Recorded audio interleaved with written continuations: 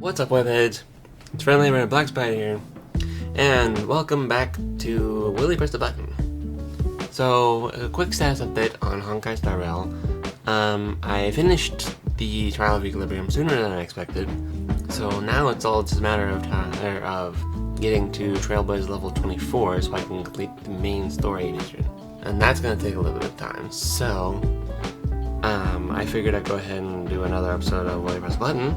In the meantime, since you guys seem to like me doing this a lot, especially considering the fact that episode 2 just happens to be the second most liked video on my YouTube channel now, which, I gotta say, is actually pretty impressive, and I'm glad you guys like these things. So we're going back into this again, and the first prompt is, you could go back in time to a mistake you think you have made in your life and try to make it better, but if you can't make it better and accidentally make it worse, you can't go back and change it again. Okay, so I don't think I'm gonna press the button on this one, because here's the thing. Time travel is a little bit too risky. Alright? Despite what things like Doctor Who or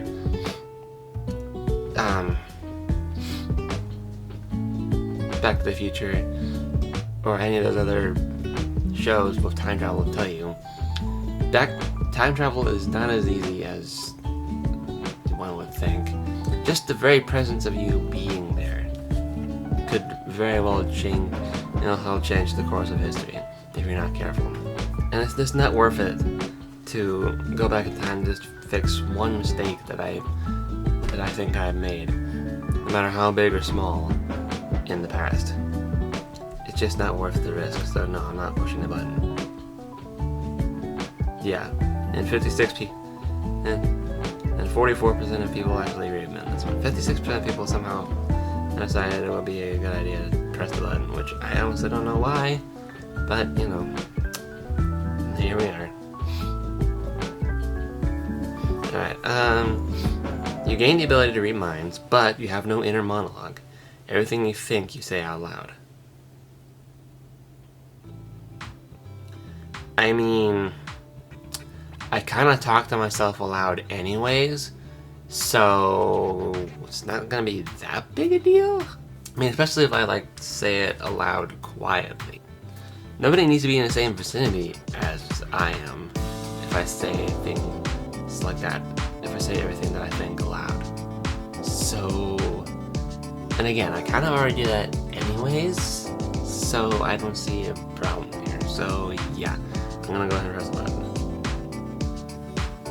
Really, only 28% of people actually agree with me on this one.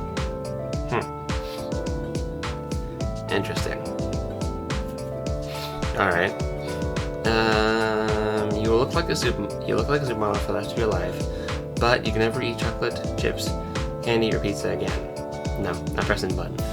And here's why. I don't want to lose what could probably be my favorite foods in the entire world. I don't want to lose that. Because I like chocolate, and I like chips, and I like candy. Well, I mean, I haven't really been eating chips as a lot lately, so I guess chips are kind of meh, but chocolate, candy, and pizza, that, I don't want to lose any of that. So, no, I'm not pressing the button. 63% of people agree with me.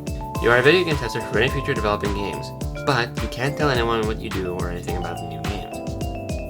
I mean, is there really a drawback to this?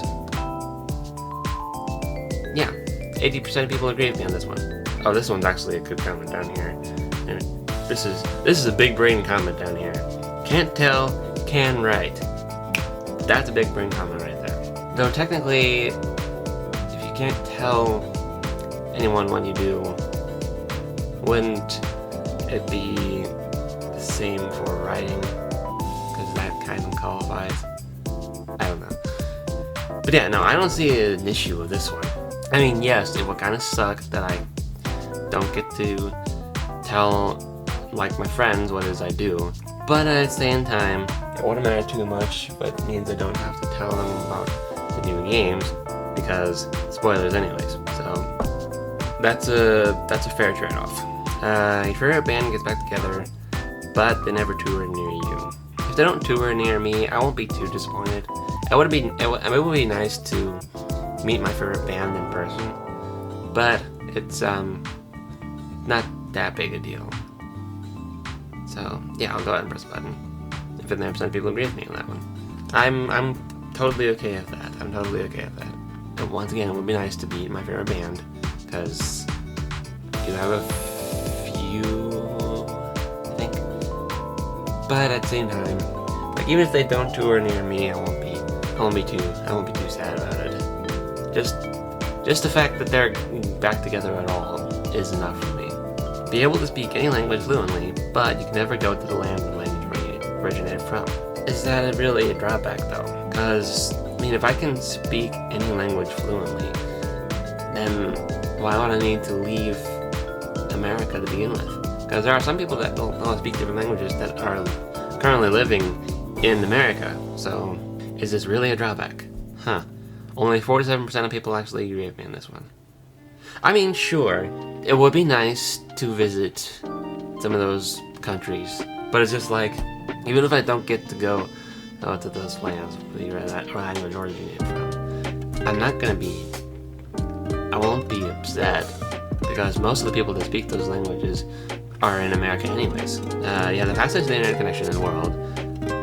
But, despite this, YouTube videos buffer excruciatingly slow when you try to watch them. Nope.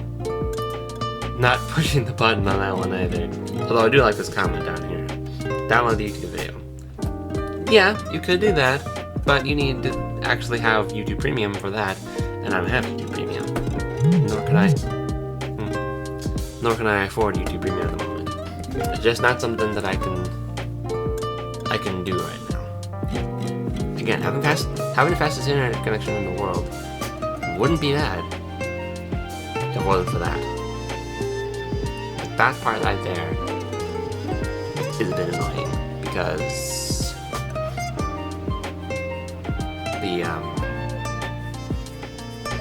I want to be able to watch my YouTube. I want to be able to watch my favorite YouTube videos, but then I don't want to have to pay for premium to download them. See what I'm getting at here? So yeah, no, I'm not pressing the button for that. It ain't worth it. Really press the button. You live in the Star Wars universe, but you're a clone. I mean, is that a drawback? Because, okay, let's say that I am Captain Rex. Let's say that I'm Captain Rex. In the Star Wars Rebels universe, series, Captain Rex and a few of his buddies are one of the few clones to basically find a way to overwrite the little obedience chip, whatever, that is implanted into all the clones in Attack of the Clones. Alright. So if I were to say something like Captain Rex, or maybe one of his compatriots, like, I wouldn't care if I was a clone in the Star Wars universe. That would honestly be cool. Really. Only 37% of people actually agreed with me on this one. I mean, I get it. People don't want to be the clones because most of the clones end up dying in some of the Star Wars lore.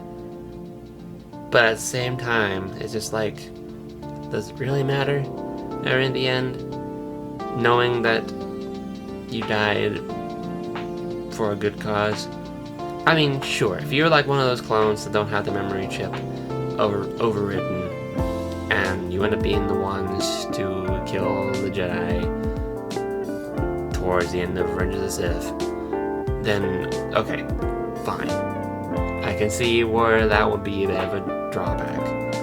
But if you're like one of those clones that, say, are close to Captain Rex, or if you're Captain Rex yourself, and you find a way to override the obedience chips, it doesn't really matter in the end, if I'm being perfectly honest here. It doesn't really matter in the end. Plus, come on, we get to had to use all kinds of cool laser guns. I think there's even a laser machine gun in there somewhere, a laser Gatling gun. Like, who wouldn't want to be able to do some of those things? And you gotta admit, the clones have some pretty cool equipment. So yeah, no, it'll be worth it to be a clone, if I'm perfectly honest here. You would become the world's smartest man, but you don't know the difference between right and wrong. You might become evil. Yeah, no. I'm happy with the IQ that I have right now. I don't need to be the world's smartest man, because if I don't know the difference between right and wrong, then how is that okay? It's not worth it being the smartest man in the universe or in the world if I don't even know the difference between right and wrong. You can freeze time whenever and however long you want, but you continue to age when time is frozen.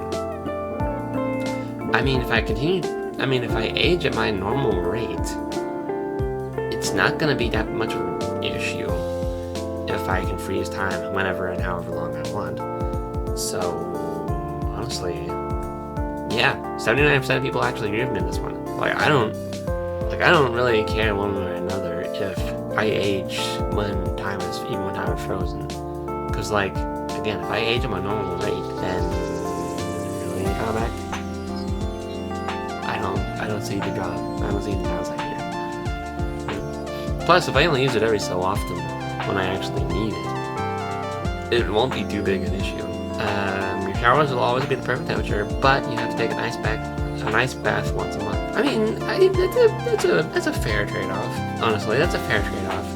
Because I've heard that ice baths are actually pretty good for your health. If I'm perfectly honest here, I've actually heard that if you take an ice bath, at least once, it can do something. I don't actually know what it can do, but I've seen people take ice baths before, and it does look like it'll be really, really cold, but it wouldn't be that big of an issue. So, yeah, I wouldn't mind doing that. I'll press a button. 57% of people agree with me. So, yeah, honestly, that's a fair trade-off, if you ask me. That's a pretty fair trade-off. Alright, I think I'll just leave it here for now, but I'll leave this one here up for you guys to figure out on your own. So this one says, you will be in perfect physical shape for the rest of your life without you having to exercise or eat healthy, but all food you eat for the rest of your life will now taste horrible. Would you want this? I know I wouldn't. If you guys want this, let me know what you think about it in the comment section down below. But for now, thank you guys for watching this video. If you liked it, be sure to get a like button and go to the right hook. And I'll see you all in the next video. Peace out.